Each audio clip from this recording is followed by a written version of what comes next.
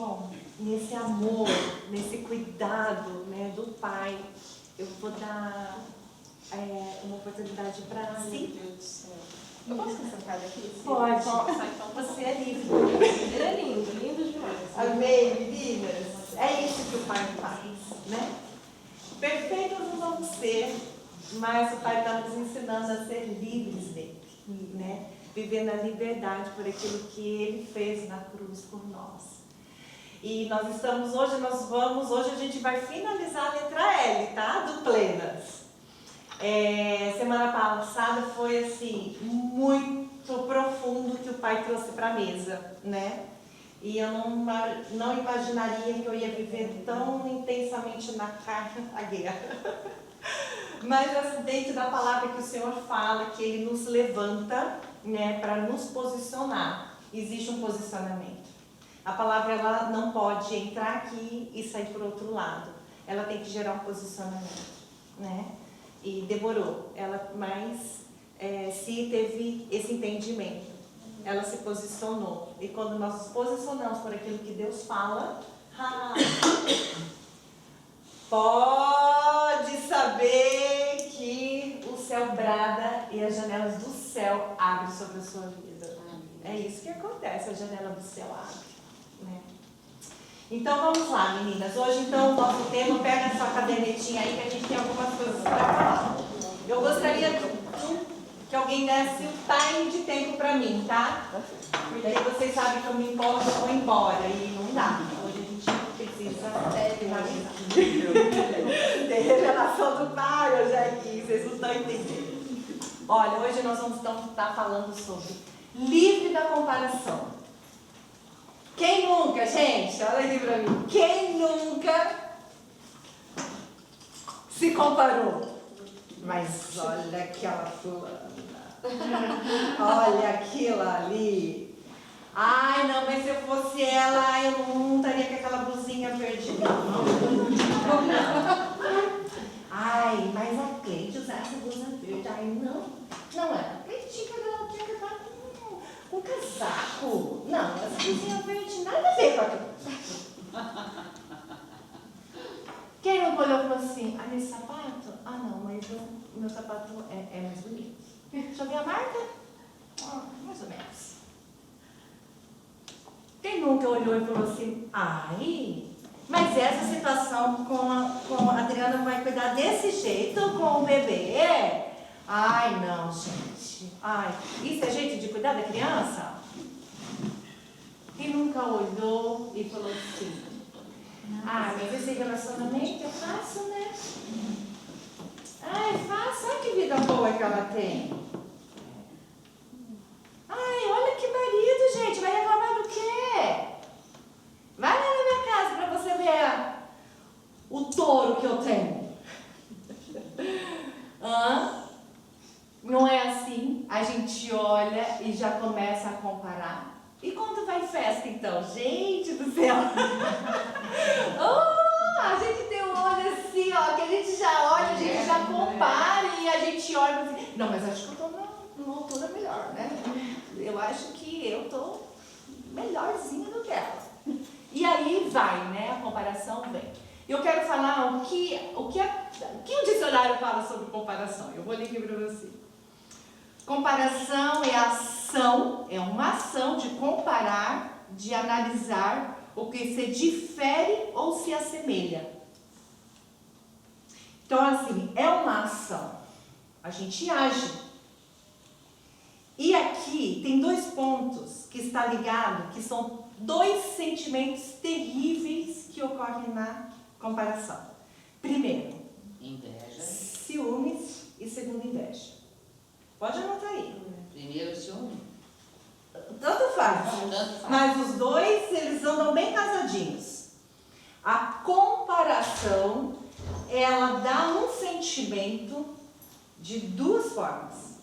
Ciúmes e inveja. E esse sentimento, ele gera um comportamento.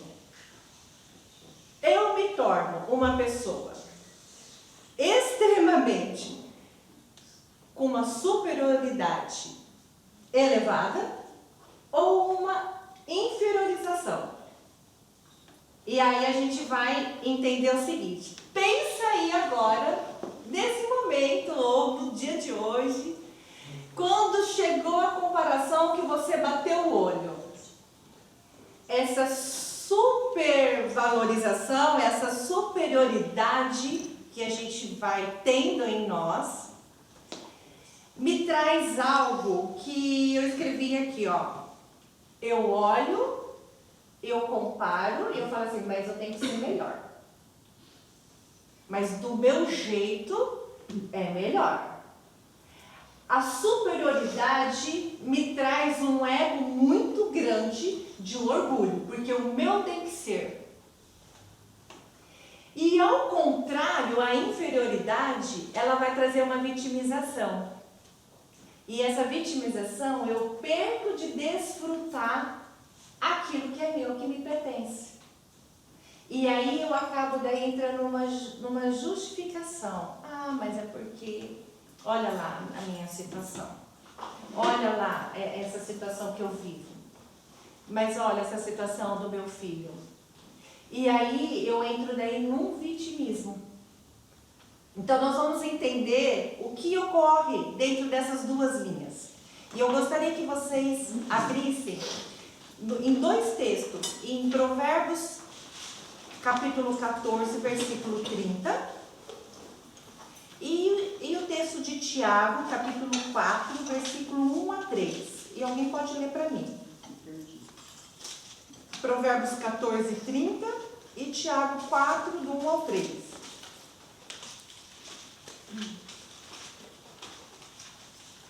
Tiago 1 a 3. É, Tiago, capítulo 4, versículo do 1 ao 3.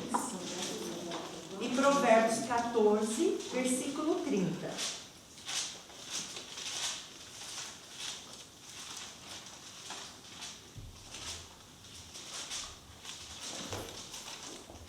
Roberto, sim, pode ler? Pode ler. O ânimo sereno é a vida do corpo, mas a inveja é a podridão dos ossos. Tem alguma outra tradução? A paz de espírito dá saúde ao corpo, mas a inveja destrói como câncer. Olha a palavra que é usado como câncer. É algo que adoece, é algo que mata. E o texto de Tiago 4, do 1 ao 3.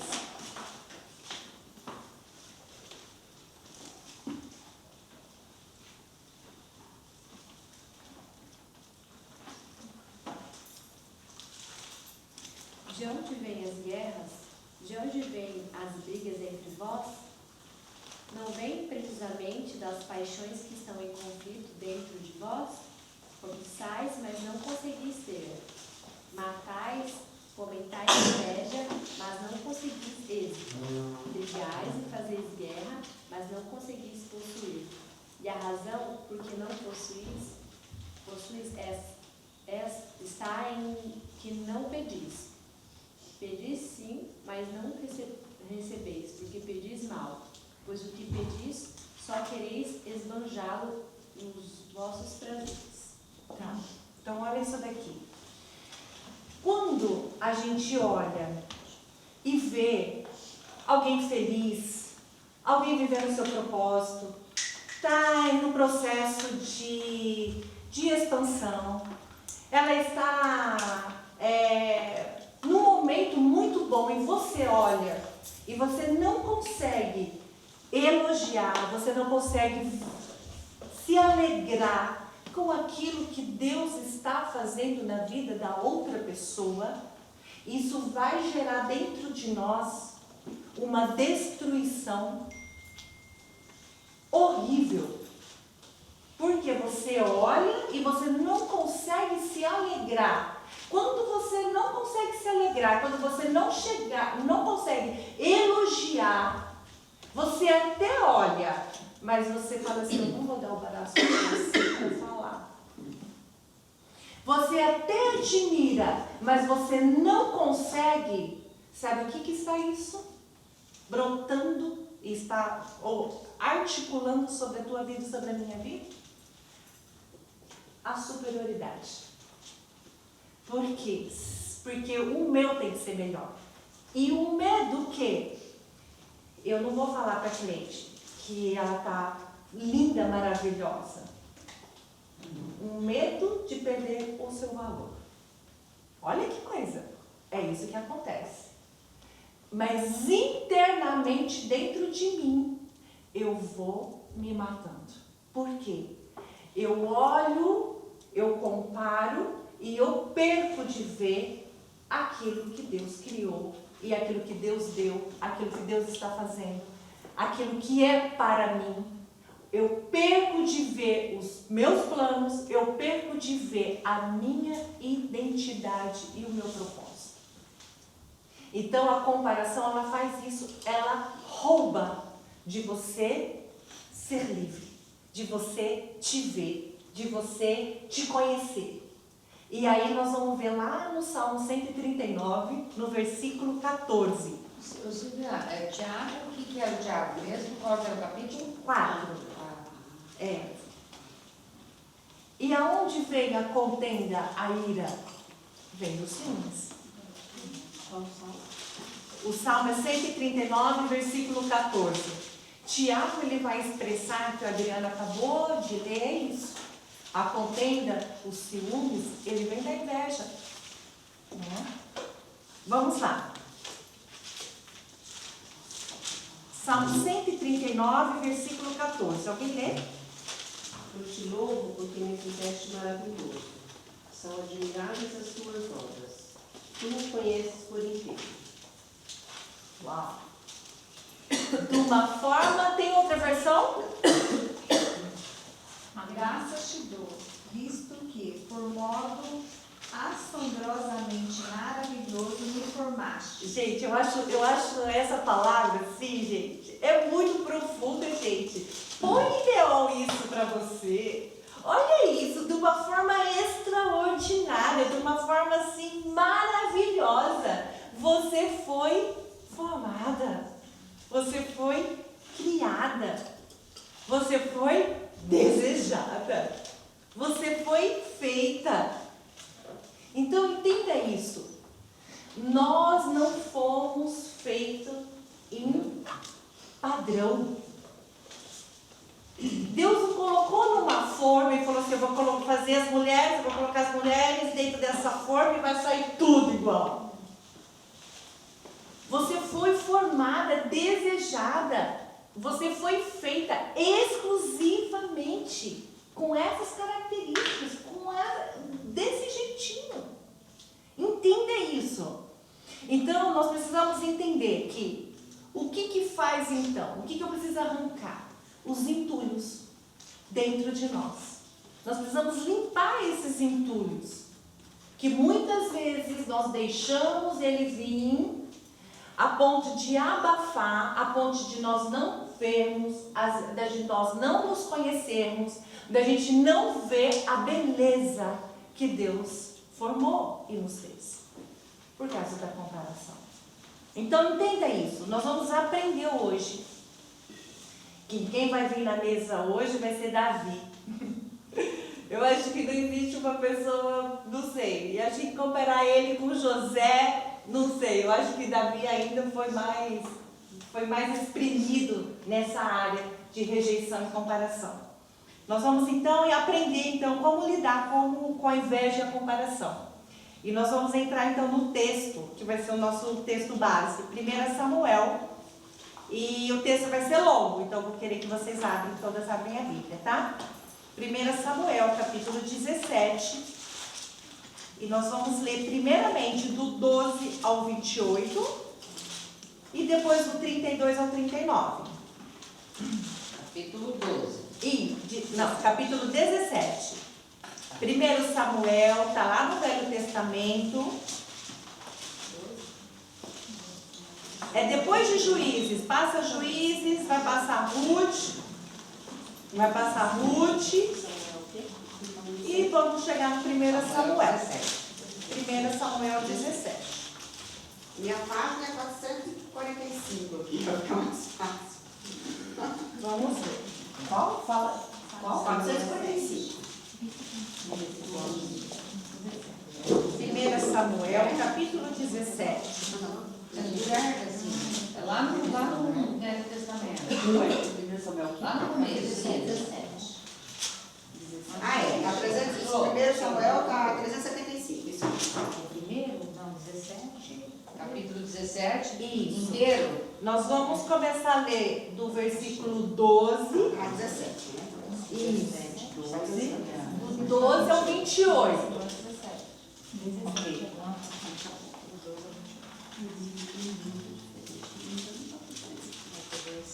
Ó, nós vamos. Como que vocês preferem? Vocês preferem cada um ler um versículo ou a gente lê uma só? O que fica melhor? Acho que é ler uma só, né? Senão cada Bíblia diferencia. Isso. Então tá. Então eu vou ler aqui na minha Bíblia, pode ser? Pode. Então vamos lá e vocês pegam a caneta que tem algumas partes que eu vou querer que vocês grifem aí. 17, vou ler a partir do 12 então. Davi era um filho de um homem efrateu, de Belém de Judá, cujo nome era Jessé. Então quem era o pai de Davi? Jessé. Muito bem. Que tinha 8 filhos. Anota aí. 8 filhos. E nos dias de Saul, era este homem já velho e adiantado na idade entre os homens. Foram-se os 3 filhos mais velhos de Jessé e seguiram a Saul à guerra. E era o nome de seus 3 filhos que foram à guerra: Eliabe, o primogênito, e o segundo, Abinadab, e o terceiro, Samá. E Davi era menor, faz um círculo aí, menor. E os 3 maiores seguiram a Saul. Davi, porém, voltava de Saul para apacentar as ovelhas de seu pai em Belém. Então, Davi, o que ele fazia? Apacentava o quê? As ovelhas do seu pai. Quem era seu pai? Jessé. Chegava-se, pois, o filisteu pela manhã e à tarde, e apresentou-se por 40 dias. E disse Jessé a Davi, seu filho: toma, peço-te para que teus irmãos um efa desse grão tostado e estes 10 pães, e corre e leva-os ao arraial a teus irmãos. Porém, estes 10 queijos de leite leva ao chefe de 1000, e visitarás teus irmãos, e a ver se lhes vai bem, e tomaras o seu penhor. E estavam Saul e eles e todos os homens de Israel no vale de Carvalho, pelejando contra os filisteus. Davi então se levantou pela manhã, bem cedo, deixou as ovelhas a um guarda e carregou-se e partiu como Jessé lhe ordenara, e chegou ao lugar dos carros, quando já o arraial saíam em ordem de batalha, e a gritos chamavam a peleja. E os israelitas e os filisteus se puseram em ordem, fileira contra fileira. E Davi deixou a carga que trouxera na mão do guarda da bagagem, e correu batalha, e chegando perguntou aos seus irmãos se estavam bem. Eu vou agora estou lá no 23.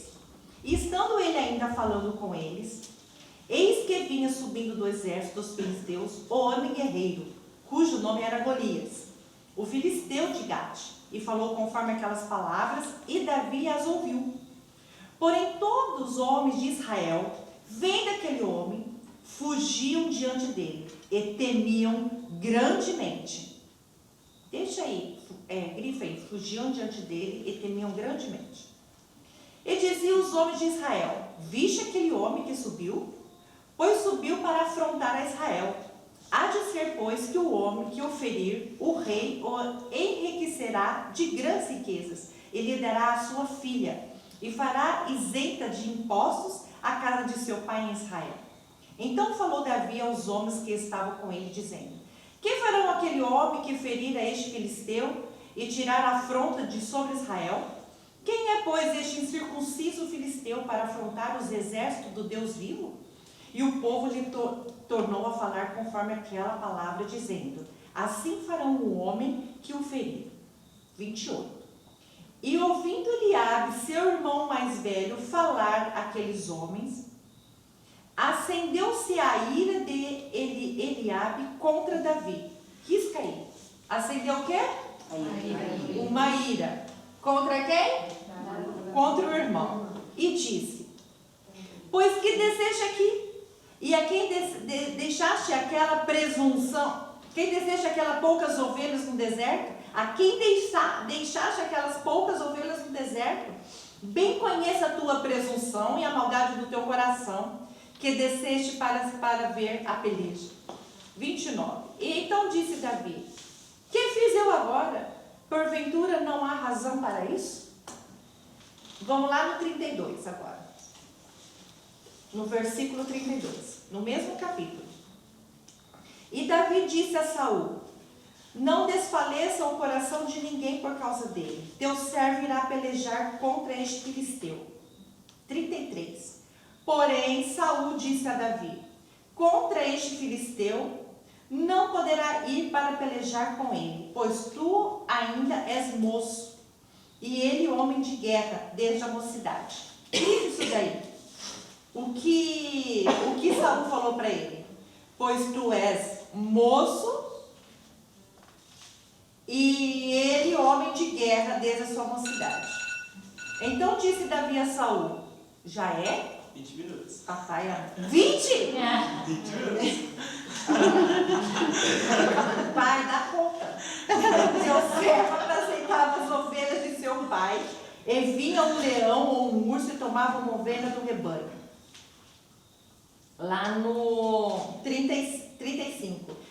E eu saía após ele e o feria, eu livrava da sua boca. E levantando-se ele contra mim, lançava-lhe mão da barba, e o feria e o matava. Assim feriu teu servo leão, como o urso, assim será este circunciso filisteu, como um daqueles, porquanto afrontou os exércitos do Deus vivo. 37. Disse mais Davi: o Senhor me livrou da mão do leão, do urso. Ele me livrará da mão deste filisteu. Então disse Saul a Davi: vai-te embora, e o Senhor seja contigo. E Saul vestiu a Davi das suas vestes e pôs-lhe sobre a cabeça um capacete de bronze. Grifa esse versículo 38. Saul vestiu a Davi das suas vestes e pôs-lhe sobre a cabeça um capacete de bronze e o vestiu de uma couraça. Davi cingiu a espada sobre a sua veste e começou a andar, porém nunca o havia experimentado. Então disse Davi a Saul: não posso andar com isso. Grife isso daí. Olha o que ele falou: eu não posso andar com isso, pois nunca eu experimentei. E Davi tirou aquilo de sobre si. Quem não conhece essa história, gente? A história é uma passagem muito conhecida, né? Como que Davi mata Golias? Exato. Todo mundo sabe como que é o fim da morte de Golias. Só que aqui o pai tem algo para revelar para nós, muito profundamente. Vamos verificar o contexto dessa família aqui. Então nós sabemos que quem é o pai de Davi? Jessé. Davi tinha 8 irmãos. Davi cuidava do quê? Do rebanho. Então ele era aquele que ia aquele que ia apacentar as ovelhas. E os seus irmãos eram aqueles muito bem fortes, muito bem apresentáveis, eram robustos, eram fortes, porque a Bíblia revela aqui claramente que Davi era pequeno, caçula, era o quê? Franzino. A Bíblia fala que ele era ruivo. A Bíblia descreve a aparência dele fisicamente. E aí, o rei Saul convoca os seus irmãos, porque iria existir o quê? Uma guerra, uma batalha, né? Contra aquele que estava se levantando contra os israelitas, que era Golias. E quem matasse, o rei daria o quê? Daria isenção de impostos, daria filha, teria um benefício para aquilo. Mas Davi não foi convocado. Por quê? Porque aos olhos do seu pai e aos olhos dos seus irmãos, ele não tinha condições alguma. Pelo que? Aparece. Ok. O que o pai dele fala? Os irmãos foram e o pai um dia chama ele e fala assim, olha, os teus irmãos já fazia 40 dias que eles já estavam lá, trabalhando na tropa, se preparando para a batalha. Vai lá, leva queijo, leva isso, entrega para os teus irmãos. E quando ele chega na frente dos seus irmãos, o que o irmão dele olha e fala para ele? O que você está fazendo aqui, criatura? Tipo, aqui não é o teu lugar? Por que você não está lá com as tuas ovelhinhas? O que é isso, gente? Desprezo? Hã? Ele sentiu o quê? Desprezado. Ele fala daquilo que ele fazia. Ele vai na chave, no ponto. Ele vai e despreza aquilo que Davi fazia e trabalhava. Porque ele era chamado para cuidar das ovelhas. E ele fala justamente isso que foi o ponto que eu pedi para vocês gravarem. O que você faz? Aonde você vai deixar as suas ovelhinhas? E aí, acende-se uma ira, o quê? Danado. Por quê? Porque quando Davi se depara com toda a situação, ele tem um posicionamento. Qual foi o posicionamento de Davi? Quem é esse incircunciso que está se levantando contra o Deus de Israel, do meu povo? Quem é ele que pensa? Ele se posiciona. E ele se coloca como uma linha de frente, tipo assim, eu não vou temer esse gigantão, não. Mais uma vez, Deus está trazendo palavra de guerra, gente. Olha, tá vendo que as madrugadas a gente tem que estar postas, hein? Segunda palavra de guerra, pai. Davi, ele olha aquela situação, e aí quando o irmão dele vê que ele fala aquilo que o irmão dele viu, que ele não consegue ver, vem o quê? Para ele, vem a rejeição, tipo assim, o questionamento. Mas você pensa que você é o quê, Davi? E ele fala assim, bem eu conheço a tua presunção e a tua maldade do teu coração. Aonde que ele quis ir? Qual foi o dardo ali, do irmão ali? Davi não estava com presunção nenhuma no coração dele. Na verdade, ele foi fazer um favor de levar comida para o irmão. De saber se estava tudo bem. Era isso, ele foi cumprir uma ordem que o pai pediu. Mas ele quis trabalhar aonde? Na mente dele. Trazer o quê? Um engano, uma mentira.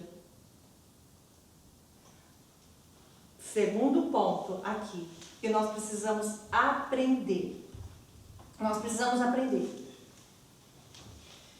que quando alguém não gosta de nós precisamos aprender, quando a pessoa não dá valor naquilo que você faz, quando não te faz elogio, quando não te elogia, quando te despreza aquilo que Deus colocou nas suas mãos, não tem problema. Nós não precisamos revidar. Nós não precisamos pagar com a mesma moeda. Nós não precisamos dar o troco.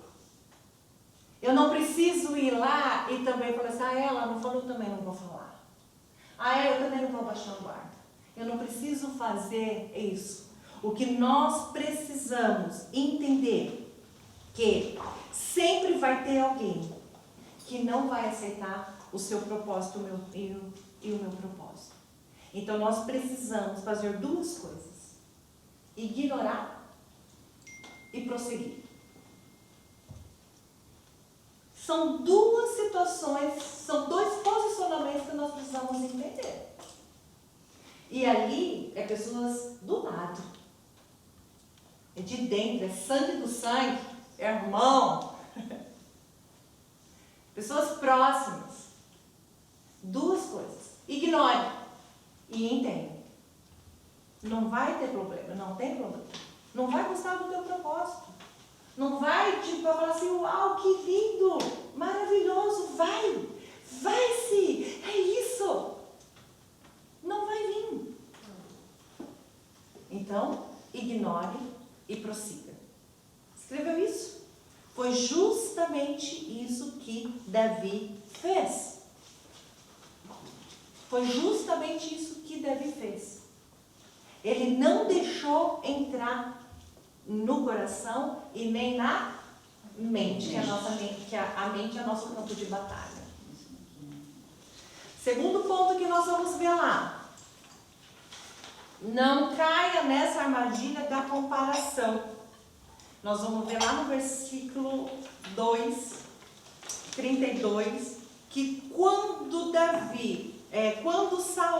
Saul vê a aparência de Davi, ele viu que ele era franzino, ele viu que ele não tinha condição nenhuma para estar na linha de frente para matar aquele Golias, que era um homem extremamente alto, um homem totalmente armado, equipado. O que o rei faz?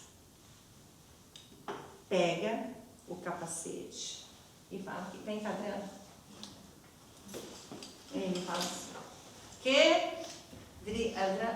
que magrela é essa? Não vai ter condição nenhuma. Foi na academia. Olha isso aqui, olha o Golias desse tamanho. Quem é ela? Não, ela não tem aparência de soldado, ela não tem nada. O rei pega, coloca um capacete, vem, coloca uma armadura, vem, coloca o cinto, vem, coloca a calça, coloca a bota, e ela está extremamente assim, ó, poderosa. Carregada. Poderosa, ela está empoderada. Ah, quero ver, eu vou matar esse Golias agora, eu estou pronta. Pode ir, muito obrigada. A mulher conseguiu, né? Tá pensado. Eu ia continuar. Sabe o que a sociedade faz para mim e para você? A sociedade faz isso. Para você ser uma mulher, ó, linha, assim, ó, pleníssima, você tem que andar ditada nessa moda, minha filha. Você tem que usar esse salto, você tem que usar essa calça, você tem que usar esse casaco, e você tem que usar isso, e aí você abre, né, as redes sociais, assim, Jesus amado, ai meu Deus do céu, eu vou, e aí você vai lá e você coloca, aí você põe aquela roupa, aí você coloca aquele estilo, aí você, né, vai colocando, aí você vai falar, cadê eu não sou essa aí, e aí você vai pra festa e fala assim, nossa, mas esse sapato não tá me dando de dor no meu pé, pelo amor de Deus, aí você tira de da mesa, por que eu vou colocar esse salto, Jesus amado? Você vai e compra lá o sapato lá, em 10 vezes paga 1000 prestação lá naquele sapato, né? Mas por quê? Porque você precisa estar nesse nível, nesse padrão, para estar o quê? Aceita. Para quem? Para o outro. E não por aquilo que você é. E aí, quando Davi se olha, o que ele fala? Eu não posso andar com isso.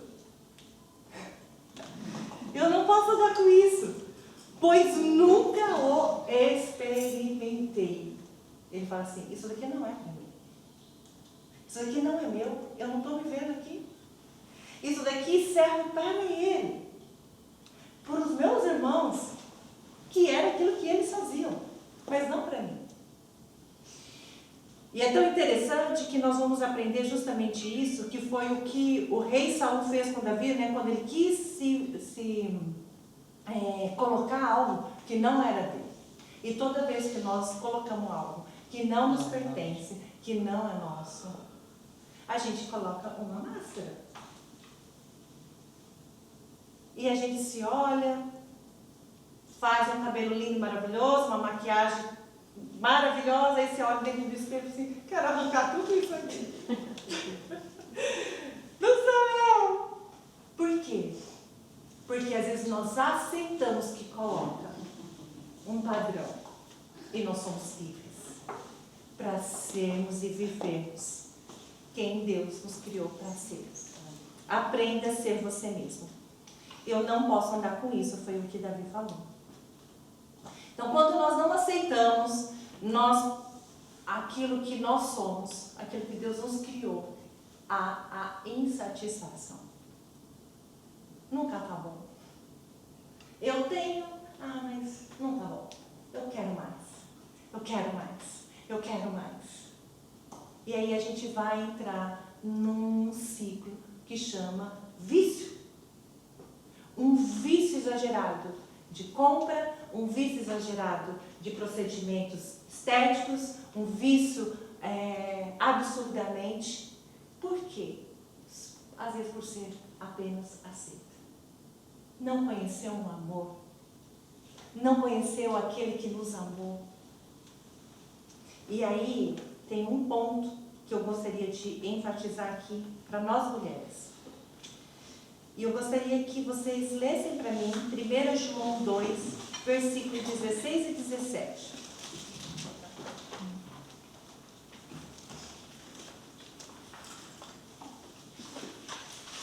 1 João está bem no finalzinho da sua Bíblia, tá? 1 João 2, do 16 ao 17.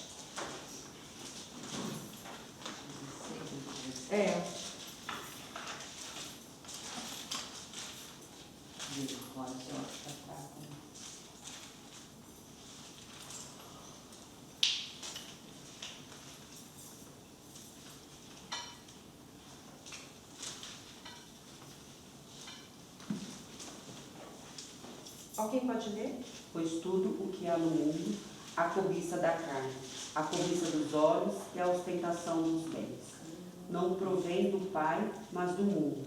O mundo e a sua cobiça passam, mas aquele que faz a vontade de Deus permanece para sempre. Então eu quero colocar uma coisa como mulheres que estão, que não é o que eu estou falando, tá? É aquilo que a palavra fala, é aquilo que o meu pai fala. Sedução é pecado.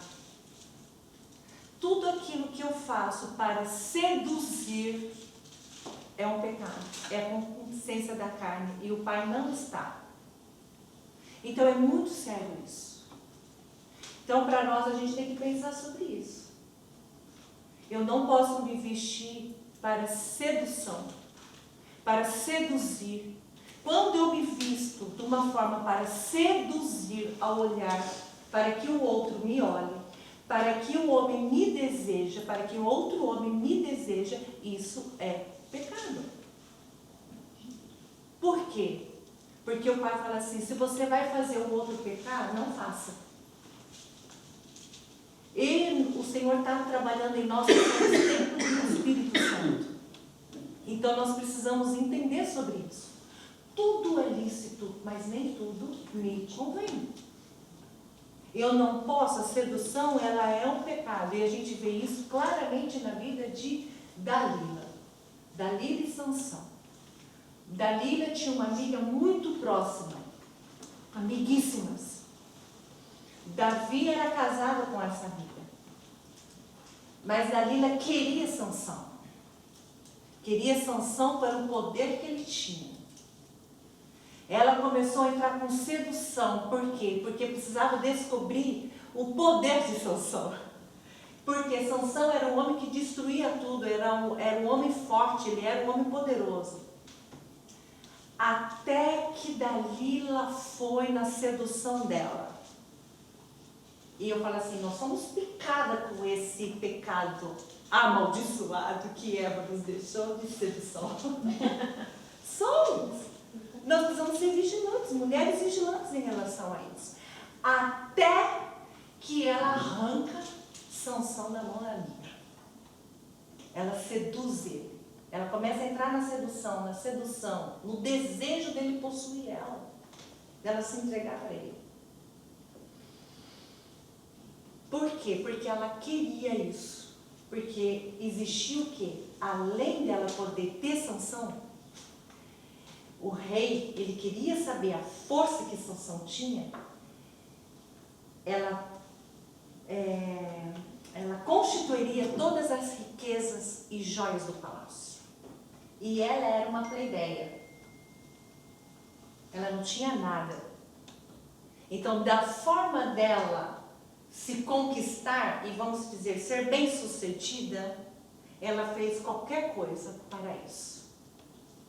Só que o fim dela, depois vocês vão ler, que eu acho que é uma história fantástica, mas é um ensinamento muito grande para nós como mulheres. Então nós vamos entender sobre isso. Eu não estou colocando uma regra, não é eu, é aquilo que a palavra diz. Mas por isso que um dos tempos, um dos exercícios que nós fizemos aqui na mesa era de perguntar Espírito Santo, isso te agrada? Te agrada? É algo que a gente tem que perguntar para ele.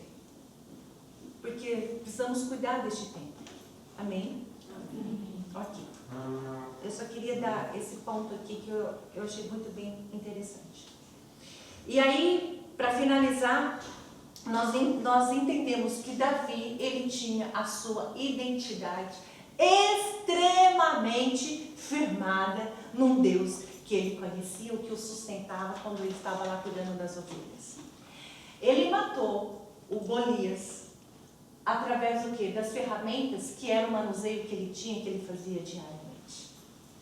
Foi através mesmo da roupa que ele volta na sua originalidade, ele volta na sua identidade, ele tira toda aquela armadura dele e coloca a roupa dele, que era quem ele era. Ele não deixou ser paralisado, ele não deixou de cumprir o propósito dele. E ele vai e ele mata o Golias. Aquele menino franzino, aquele menino sem aparência, aquele menino que foi julgado. E aqui é muito interessante que ele não se importou com as críticas e nem o julgamento. Então ele foi acusado, ele foi criticado dentro do seu contexto familiar. Ele foi, quando ele chegou na sociedade com o rei olhou e falou: vou mudar aqui, não é esse tipo que me serve, você vai ter que se apresentar dessa forma. Ele não se permitiu a ser escravizado por aquilo que ele não foi chamado para ser. E assim somos nós. Nós não precisamos, nós somos livres para cumprir o nosso propósito como mulheres. Então, alguns pontos eu quero deixar aqui e te dizer. Ignore o que as pessoas falam e pensam sobre você. Ignore por aquilo que as pessoas falam e pensam sobre você. Segundo, nem todo mundo vai gostar do seu jeito. Entenda isso. Não vai gostar. Vai incomodar. Nem todo mundo vai gostar do seu jeito. Nem todo mundo vai te elogiar. Para com isso. Busca este amor, essa compensação no teu Criador. O amor dele te basta. Nem do seu filho, nem do seu marido. Eu canso de bater nessa tecla e eu vou falar quantas vezes for necessário. Para de esperar uma compensação com as pessoas em sua volta. Busca o seu valor no teu arquiteto, no teu ourives, aquele que te pintou, única. É nele. Você é amada por ele, por quem tu és. Você é amado, você foi feito de uma forma extraordinária. E nem todo mundo vai celebrar as tuas conquistas. É isso. Não vai celebrar. Não espere. Eu não sei se você é dessas que quando você posta alguma coisa, você fica olhando lá, será que eu vou ter curtida? Será que eu vou ter visualização? Será que alguém vai elogiar? Vai fazer isso? Para com isso! Não é pelos outros, é por você. Se valorize. Você sabe a intenção quando você expõe algo sobre a sua vida, o que você quer passar. Mas sem esperar que venha o elogio, gente, a gente já ouviu isso, a gente já sabe quantas pessoas já tiraram a vida por não ter recebido uma curtida, por não ter tido a visualização, por crianças e adolescentes que entraram em depressões profundas, por críticas, por julgamento, daquilo que coloca e aquilo que critica, não sabe lidar com a crítica. É sério isso. Nós somos bombardeados com isso. Então, assim, primeiramente o Senhor está dando essa condição de entendimento para nós. E segundo, para a gente pastorear o coração dos nossos filhos enquanto a isso. Ensinar eles sobre isso, que o valor deles não está naquilo que eles expõem, Nós precisamos entender isso. A frustração vai vir. A rejeição vai fazer parte. O julgamento vai fazer parte. Mas como lidar? Porque nós estamos numa época de tudo que precisa ser o quê? Validado. Não é isso? É muito forte isso. Nós estamos nessa geração. Nós estamos na geração fortíssima. Não sou contra a coach de jeito nenhum, porque contribui e ajuda. Mas é muito tipo assim, eu posso, eu faço, acontece. Gente, não, a gente não é máquina. E quando não acontecer? E aí? Eu vou chorar? Eu vou tomar tarjinha? Eu vou ter que tomar Rivotril? Para poder suportar as críticas? Não. A escola hoje, os professores não podem falar exatamente nada, porque eles são proibidos dentro das escolas. Então, o não de Deus, o não do Pai, porque o Pai fala não porque Ele corrige, o não hoje não faz parte mais do nosso contexto.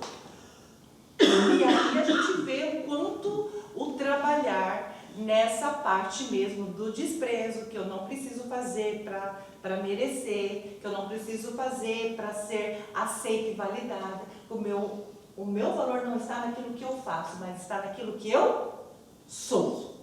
Você pode falar isso?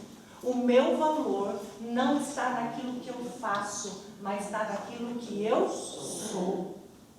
Mesmo que eu erre, mesmo que eu vou falhar, não tem problema. O meu Pai vai me ajudar. Eu vou errar, eu vou falhar.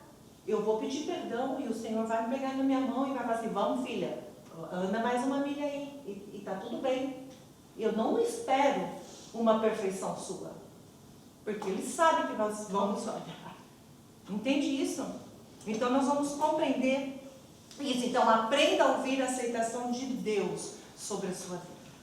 Aprenda a ouvir a aceitação de Deus sobre a sua vida.